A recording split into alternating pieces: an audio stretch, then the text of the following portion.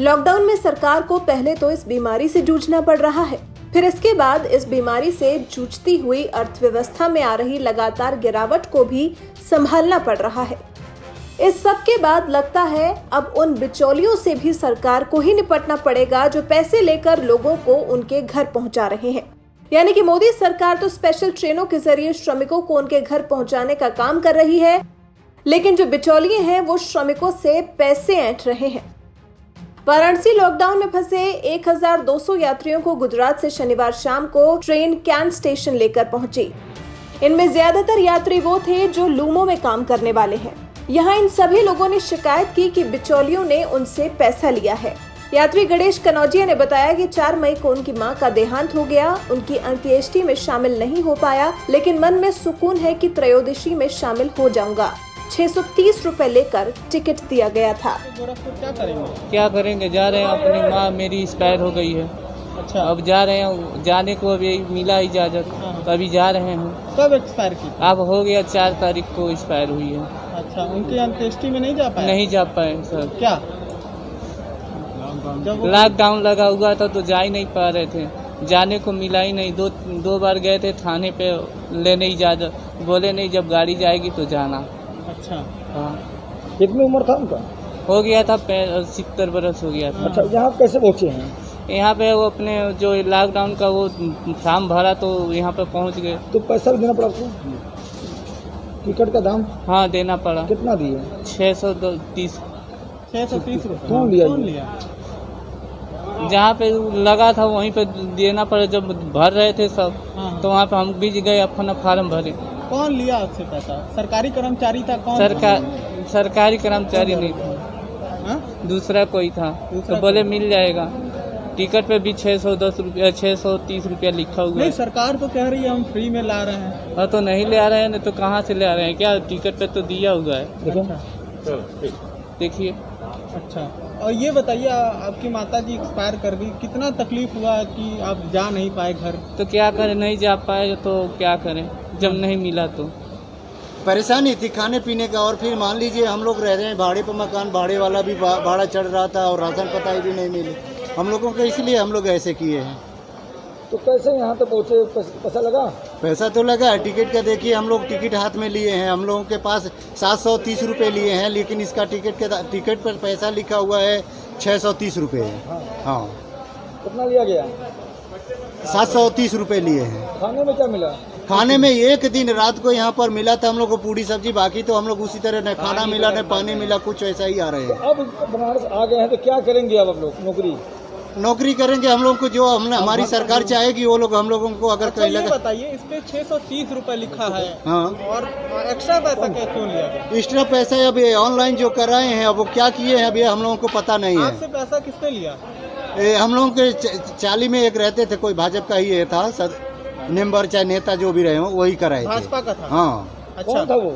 अब नाम तो नहीं मेरे मालूम, लेकिन ये है चाली में वो रहते थे। क्या करते थे वो कुछ करते नहीं थे। ये हुआ कि चाली का ये कोई लोगों का समूह है आप लोग? लगभग ये हम जानते हैं 70-80 जनी का है। यात्री कृष्ण मुरारी ने बताया कि 1 हफ्ते से राशन भी खत्म हो गया था। अब कभी मुड़कर भी वहां नहीं जाऊंगा, घर ही खेती बाड़ी करूंगा। बहुत कठिन दौर है। झेलना पड़ा आपको? क्यों झेलना पड़ा? करीब 49 दिन हो गया है। अच्छा, क्या हुआ था? लॉकडाउन हुआ था, वहाँ पर राशन की दुकानें अब की बारी बंद हो गई, बिल्कुल ही नहीं मिल रहे थे राशन वहाँ 7 दिन से। अच्छा, तो अब कहाँ जा रहे हैं? अब जाना है गोरखपुर। अच्छा, तो वहाँ नौकरी करेंगे कि क्या करेंगे? अब घर पे रहेंगे, परिवार में रहेंगे, खेती बाड़ी होगा और क्या होगा।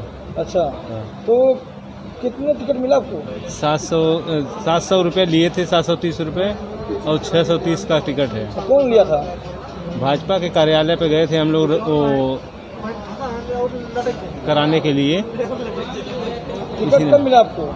हमारे टिकट मिला था शाम को करीब 5 बजे के आसपास, जब गाड़ी चलने वाली थी, बैठने आए तब मिला था टिकट।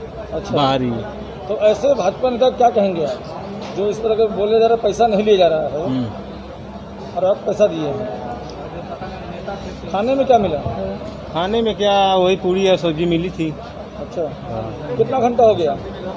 अरे हम लोग को निकाले हुए कल भोर में निकाले थे 4 बजे, तब से बैठे बैठे टिकट वहाँ चेकिंग वुकिंग करते करते 5 बजे आकर गाड़ी पे बैठाए।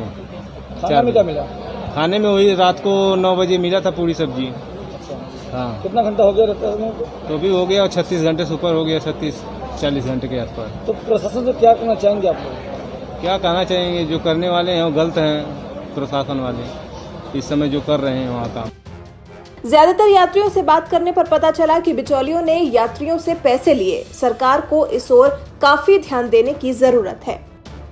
सामने है, पैसा इतना लिया, 730 रुपया लिया गया था, 630 रुपया टिकट मिला है। कौन दिया ये हमारे क्षेत्र के सरसपुर का सभासद भाजपा का कार्यालय था, वहीं के लोग आए थे, लिख उख के लेके गए थे पर्ची बनाकर। पैसा कौन लिया? पैसा लिए कोई नाम नहीं जानते उनका। अच्छा, भाजपा थे?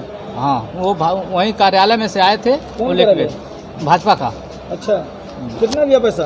730 पे लिया। हाँ। खाने में क्या दिया? खाना में लगभग कई दिनों से वही पिला रहे थे। क्या? खिचड़ी खिला रहे थे, क्या खिलाते, जो भी खिलाए हम लोग को जिलाए। ट्रेन का क्या समय था और अब क्या करेंगे आप? 5 बजे से आए, खुली थी ट्रेन वहाँ से। रतलाम में 10 बजे मिला था 5 पूड़ियाँ, सब्जी और 1 बोतल पानी। कितना घंटा यात्रा हुआ आपका? अब लगभग हो गया 36-37 घंटा निकलने हुआ, क्योंकि 4 ही बजे सुबह हम लोग को निकले हैं। पानी उनी का व्यवस्था कुछ नहीं, हर रेलवे स्टेशन पर यदि कहीं गाड़ी रुकती भी थी तो दरवाजा बंद कर दिए थे पुलिस वाले, अंदर वो दरवाजा बाहर आने नहीं देते थे। तो अब कहाँ जाएंगे? अब गोरखपुर जाएंगे। तो अब क्या करेंगे गोरखपुर में आप लोग? गोरखपुर जाएंगे, खेती बाड़ी थोड़ा बहुत है, उसी में कोई रारो किया जाएगा। कितने दिन लॉकडाउन में फंसे थे आप लोग? लगभग हो गया 45 दिन से ऊपर, जब से लगा था तब से ही सर टिकट वगैरह तो इधर जल्दी मिल ही नहीं रहा है। जो पैसा दे रहा है उसका काम हो रहा है, जो पैसा नहीं दे रहा है उसका मिल ही नहीं रहा है। हम लोग 1 तारीख से ही फॉर्म भर रहे हैं, लेकिन नाम ही नहीं आया। पैसा दिए तो नाम आया। कितना दिए? 715 रुपये। टिकट का दाम कितना लिखा था? 630 रुपये। 100 रुपये बढ़ा के लिए? हाँ। किसको दिया पैसा आपने? उधर के एक म्यूनसिपालिटी का आदमी कोई था, पहचान वाला दोस्त ही था, वही लोग मिलकर करवाए किसी से। कौन करवाया है? हाँ, कौन लोग करवाए हैं? वो वहाँ के रहने वाले। क्या करते थे वो लोग? दोस्त हमारे थे, लेकिन वही लोग अपने पार्टी से करवाए। कोई कौन से पार्टी के थे वो लोग? अभी पार्टी का नाम नहीं मालूम, लेकिन दलाल ही थे उधर के। अच्छा, तो अब घर जाएंगे? हाँ, घर जाना है। तो घर में क्या करेंगे आप लोग? घर पे जाके क्या करूँगा, अभी बैठूंगा ऐसे ही।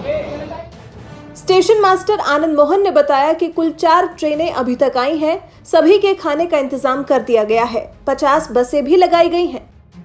देखिए, ये चौथी ट्रेन है वाराणसी के लिए। 3 ट्रेनें अभी तक आ चुकी हैं, 3 गुजरात से और 1 लिंगमपल्ली हैदराबाद के पास से। हर एक ट्रेन में लगभग 1200 यात्री रहते हैं। जो निकटवर्ती ज़िले हैं, जो पूर्वांचल के, उनके यात्री इसमें रहते हैं। 1200 यात्री सोशल डिस्टेंसिंग को फॉलो करते हुए ट्रेन में आते हैं। 50% कैपेसिटी से चल रहे हैं। उसके अलावा यहाँ उतरने के बाद उन लोगों को सोशल डिस्टेंसिंग का एक मापदंड बनाया हुआ, उसको वो फॉलो करते हैं।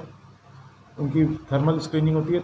10 टीम्स डॉक्टर्स की लगी हुई हैं जिला प्रशासन के द्वारा। उसके बाद उन लोगों का रजिस्ट्रेशन होता है। रजिस्ट्रेशन होने के बाद उनको जो खान पान की व्यवस्था है वो होती रहती है साथ में, और उनको भेजते हैं हम लोग गंतव्य स्थान, गंतव्य जनपदों पे। लगभग 50 बसें हर ट्रेन में एम्प्लॉय होती हैं और जिला प्रशासन और रेलवे प्रशासन आपसी समन्वय से इस कार्य को पूरी तरह से एग्जीक्यूट कर रहा है। पानी और क्या लेते हैं? देखिए, पानी और खाने की उचित व्यवस्था है यहाँ पे। जैसे सुबह है, अगर सुबह कोई ट्रेन 6 बजे आती है तो उनको उस समय अल्पाहार कराते हैं, चाय और जो हो सकता है पानी की व्यवस्था, जूस की व्यवस्था। अगर दोपहर में कोई आ रहा है तो दोपहर में उसको प्रॉपर जलपान कराते हैं, भोजन कराते हैं। रात में कोई है तो उसको भोजन कराते हैं।